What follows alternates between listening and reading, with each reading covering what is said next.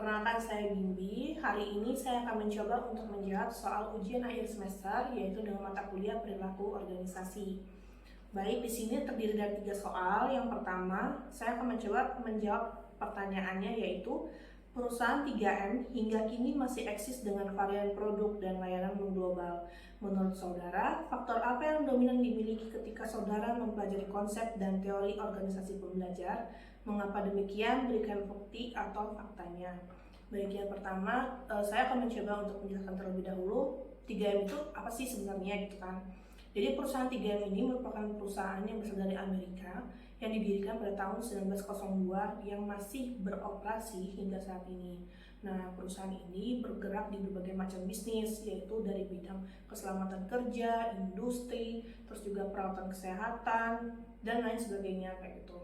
Nah, jadi perusahaan ini itu awalnya bernama Minnesota Mining and Manufacturing Company, yang mana perusahaan ini itu telah memiliki berbagai macam produk, bahkan bisa lebih dari 60.000 produk seperti itu. Nah, perusahaan ini itu telah berkembang di berbagai macam dunia, khususnya di Indonesia yang hingga kini masih beroperasi seperti itu.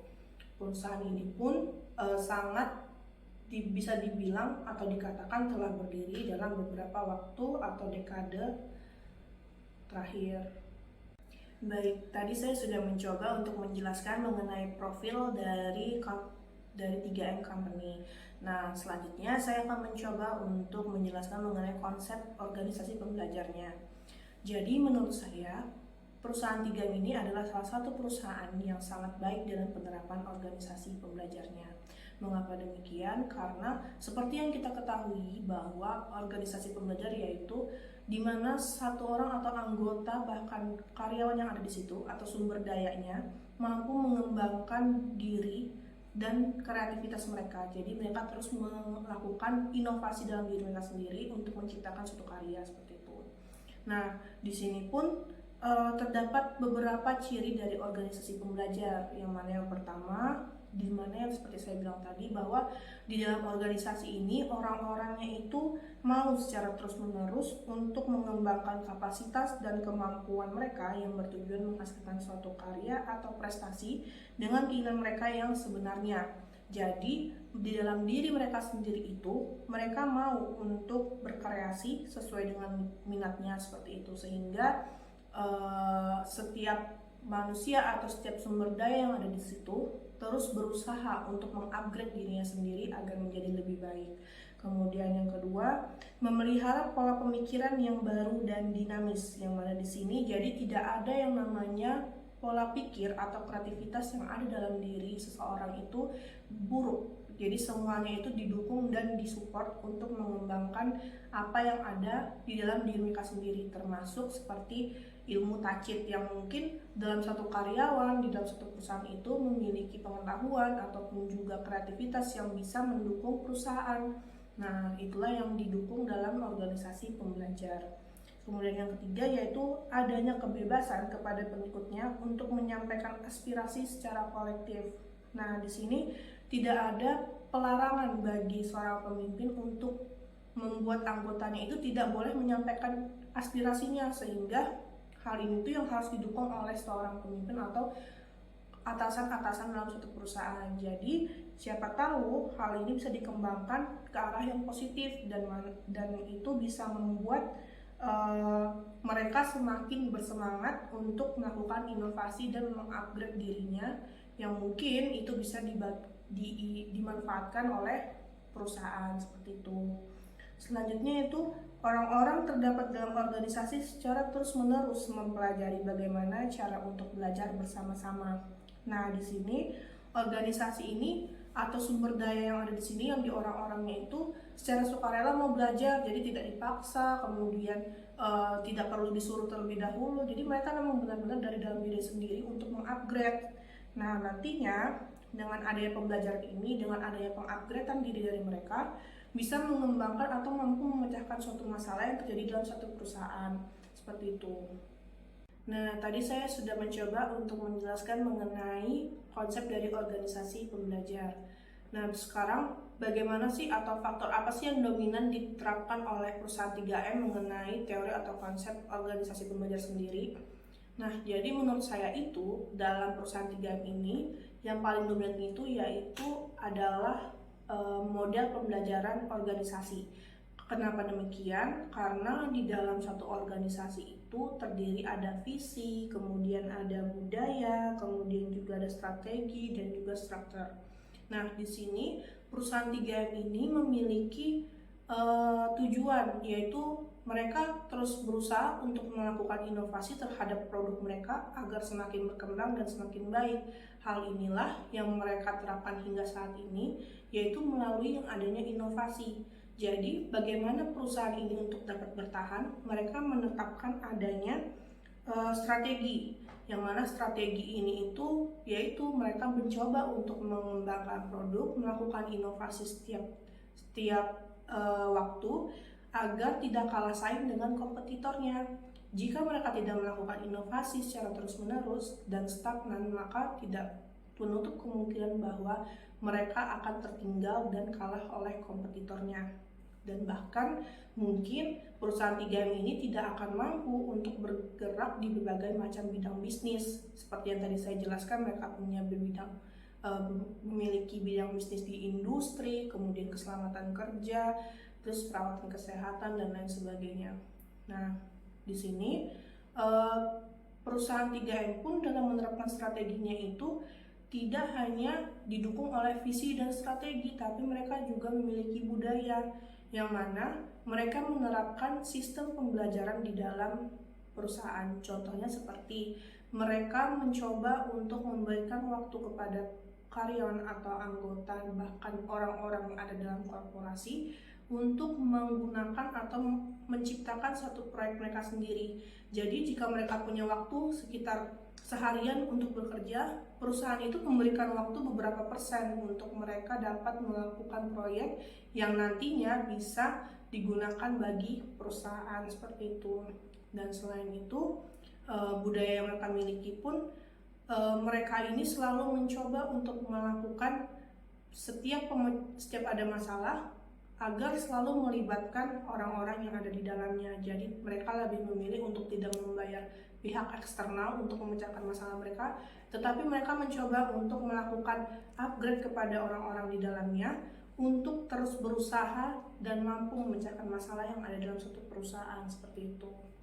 Jadi sebenarnya intinya yaitu seperti yang saya jelaskan tadi, bahwa perusahaan 3M ini memang menerapkan model pembelajaran dengan organisasi, yaitu mereka mencoba untuk mensinergikan antara visi, strategi, struktur, dan budaya yang ada di dalam perusahaan mereka, seperti itu. Karena kan strategi pun juga akan didukung oleh struktur yang ada di dalam perusahaan. Bagaimana peneliti untuk mencoba terus melakukan inovasi, bahkan mengupgrade, yang mana juga di perusahaan 3M mereka lebih intens kepada pengembangan produk, pengembangan inovasi agar tidak tertinggal dengan perkembangan zaman, seperti itu. Dan strategi serta struktur pun berfungsi untuk mencoba mencapai satu visi yang ditetapkan oleh perusahaan. Nah, jika struktur dan juga strateginya gagal, seperti strategi inovasinya gagal, maka tujuan untuk mencapai keinginan dari perusahaan pun juga gagal. Jadi menurut saya di dalam perusahaan 3M ini yang paling dominan yaitu dalam model pembelajaran sistem organisasi, yang mana mereka harus mencoba dan terus melakukan sinergi antara visi, budaya, culture, dan juga struktur yang ada di dalam organisasi mereka sendiri. Dan itulah yang wajib dicontoh atau dilihat oleh perusahaan lain agar mereka terus dapat berkembang melalui inovasi dengan memanfaatkan organisasinya dengan baik. Baik, selanjutnya saya akan mencoba menjawab untuk soal nomor 2, yaitu setujukah bahwa keselarasan strategi, culture, dan people itu merupakan kesuksesan organisasi? Berikan argumentasi saudara dengan tunjukkan bagaimana dinamika yang dapat saudara ceritakan dari berbagai sumber tentang perusahaan 3M, inovasi, hingga info terkini yang menjadi perhatian untuk di-warning, dipertahankan, dan atau dikembangkan. Jadi menurut saya setuju dengan keselarasan strategi, kemudian culture dan people yang ada dalam suatu organisasi. Seperti yang saya jelaskan untuk di soal pertama tadi, bahwa di perusahaan 3M ini memiliki strategi inovasi. Nah, yang mana mereka terus melakukan pengembangan produk bagi perusahaannya, dan juga hal ini juga tentu harus didukung dengan adanya culture atau budaya yang ada dalam suatu perusahaan. Nah, perusahaan 3M sendiri menerapkan budaya untuk selalu melakukan pembelajaran terhadap maksudnya bagi ilmuwan atau peneliti. Jadi di perusahaan ini memberikan kesempatan kepada mereka kurang lebih 15% dari waktunya untuk melakukan proyek atau pengembangan diri sendiri terhadap inovasi yang akan mereka lakukan, seperti itu, yang nantinya bisa bermanfaat bagi perusahaan atau hal yang positif bagi korporasi, seperti itu. Jika dalam satu korporasi atau perusahaan strateginya sudah ditetapkan bahwa mereka melakukan strategi inovasi, tapi ternyata budayanya itu tidak mendukung strategi tersebut. Contohnya, mereka selalu mencoba untuk memecahkan satu masalah di dalam suatu perusahaan itu dengan melibatkan pihak eksternal. Otomatis di dalam satu perusahaan tersebut untuk pembelajaran itu kurang, karena setiap masalah yang diperoleh oleh karyawan ataupun people yang ada di dalamnya itu selalu terbantu dengan pihak di luar korporasi. Nah, sedangkan di perusahaan 3M sendiri, mereka itu memiliki budaya yang tadi saya jelaskan, bahwa terus melakukan pembelajaran kepada peneliti atau ilmuwan yang ada di perusahaan mereka. Jadi memang yang ketiga itu people-nya. Nah, mereka ini memanfaatkan people-nya dengan melakukan upgrade atau pengembangan terhadap diri dari seorang karyawan atau anggota dalam korporasi tersebut. Jika orang-orang di dalamnya tidak memiliki kemauan untuk belajar, kemudian mereka tidak dimanfaatkan dan baik, maksudnya yaitu dalam perihal pengetahuan, mereka memiliki inovasi tetapi tidak dapat dikreativitaskan, tidak dapat disampaikan, maka pengembangan pun akan sulit karena tidak didukung dengan budaya pembelajarannya dan juga orang-orang yang terlibat di dalamnya. Maka dari itu, menurut saya setuju jika strategi, kemudian budaya, dan juga orang-orang yang ada dalam suatu korporasi atau perusahaan itu terlibat semuanya, seperti itu. Nah, sekarang yang mana yang harus di-warning sebenarnya dalam kasus 3M ini, yaitu terkait dengan konsistensinya mereka. Bagaimana mereka tetap melakukan atau mempertahankan strategi inovasi dengan budaya serta people yang ada. Seperti yang kita ketahui bahwa perusahaan ini sudah berkembang beberapa dekade, hingga hari ini pun masih tetap eksis. Otomatis orang-orang yang ada di dalamnya itu merupakan generasi atau dari berbagai macam generasi. Mungkin dari yang generasi paling lama hingga saat ini, yaitu generasi milenial yang bisa dikatakan seperti itu. Nah, dari situlah bagaimana cara perusahaan itu bisa menyesuaikan juga. Apakah mereka juga tetap berkembang dengan generasi pada saat ini? Apakah people yang ada di dalamnya mampu untuk mengikuti budaya yang telah diterapkan oleh 3M dari dulu 1902 hingga sekarang, seperti itu.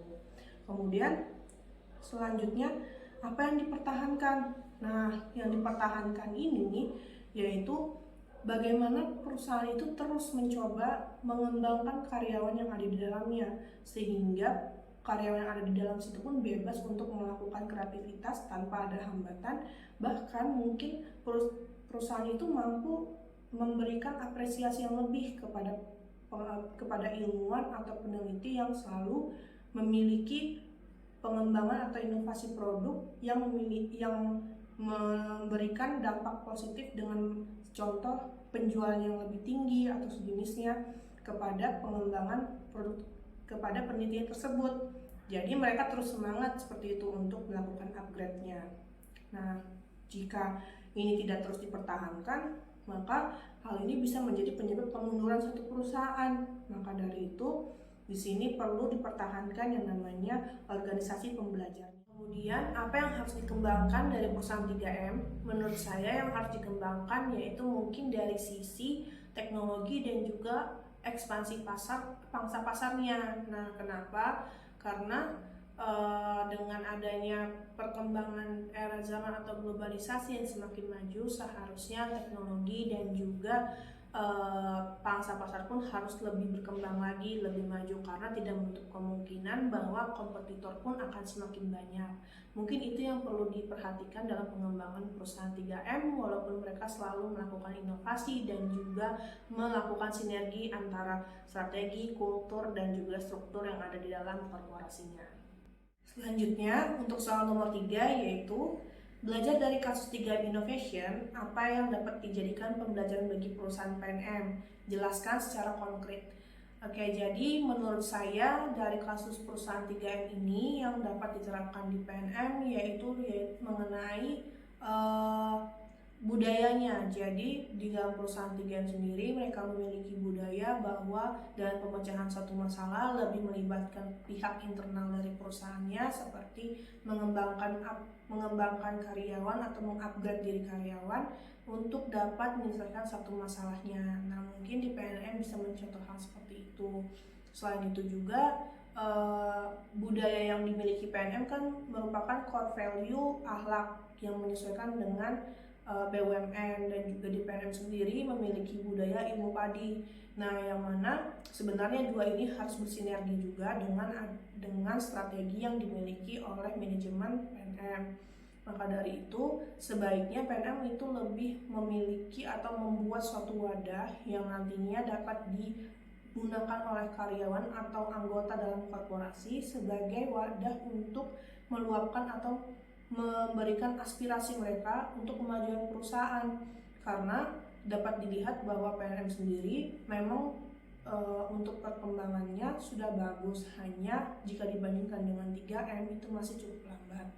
Nah, selain itu mengapa demikian? Karena juga di PNM kita memiliki beberapa produk yang terbatas, sedangkan kita juga bersaing dengan para pihak bank, kemudian lembaga keuangan lain yang mungkin mereka juga memiliki sektor yang sama di bidang UMKM dan maupun juga ultramikro.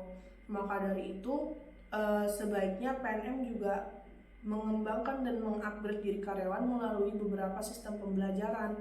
Walaupun memang hingga saat ini PNM pun juga melakukan sistem pembelajaran melalui contohnya seperti knowledge sharing, kemudian rapat koordinasi yang mungkin melibatkan banyak orang untuk memecahkan suatu masalah, tetapi lebih baik hal itu tidak berlangsung beberapa tahun atau beberapa bulan sekali, tetapi juga mungkin bisa melibatkan keseharian karyawannya. Jadi seperti yang dilakukan 3M, ilmuwan atau peneliti memiliki 15% waktu mereka untuk proyek. Mungkin PNM sendiri bisa melakukan perihal seperti itu kepada karyawannya. Jika karyawan memiliki jam kerja 8 jam atau 5 jam, maka 15%-nya bisa mereka manfaatkan untuk melakukan pengembangan atau ruang sebagai wadah kreativitas mereka, entah itu terkait dengan sharing atau mungkin adanya pertukaran antara satu unit karyawan dengan unit lain, yang mereka dapat mempelajari bagaimana permasalahan dalam satu unit dengan unit lainnya,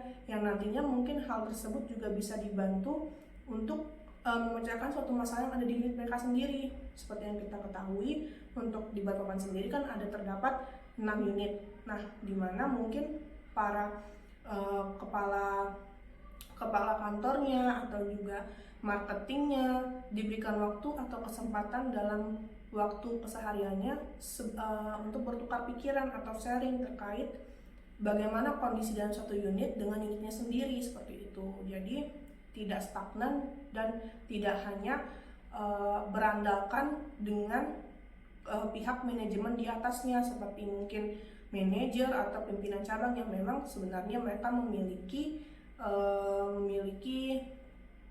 wewenang untuk melakukan keputusan atau pemecahan masalah. Tapi sebaiknya jika hal itu bisa dilakukan, mereka diberi waktu ruang untuk melakukan sharing atau juga mereka memiliki waktu untuk melakukan pengembangan diri di setiap hari atau setiap waktunya, maka hal itu tidak menutup kemungkinan bahwa mereka juga memiliki ilmu tacit yang mungkin bisa dieksplorasi untuk kemajuan perusahaan, apakah itu dalam bentuk strategi ataupun juga budaya yang baru dalam suatu cabang, atau juga mereka memiliki people yang bisa diandalkan atau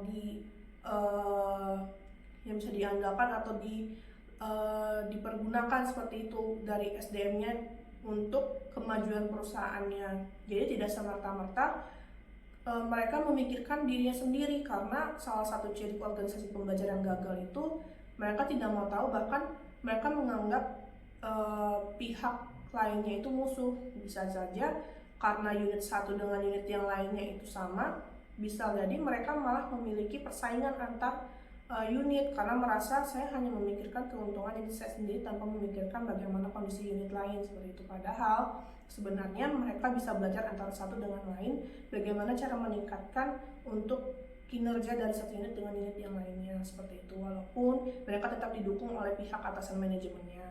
Mungkin seperti itu untuk konkretnya. Jadi memang banyak yang harus dicontoh PNM juga dari 3M Innovation ini.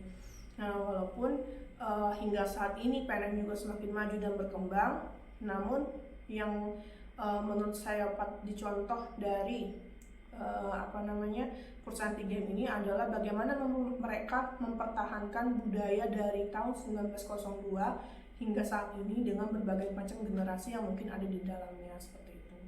Jadi memang terus berkomitmen seharusnya perusahaan itu untuk mengembangkan bagaimana mereka untuk terus maju agar tidak kalah. Apalagi saat ini kan PNM juga telah dilakukan holdingisasi, yang mana kita telah bergabung dengan Pegadaian dan juga BRI, yang otomatis dia juga memiliki produk yang kurang lebih antara satu dengan yang lain.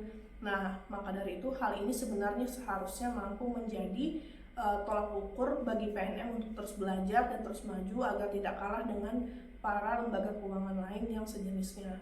Dan terlebih lagi PNM kan hingga saat ini juga lebih berfokus kepada ultramikro, dan juga seharusnya dengan adanya perfokusan ini mereka juga lebih mampu untuk belajar dan mengetahui bagaimana kondisi di luar selain korporasi.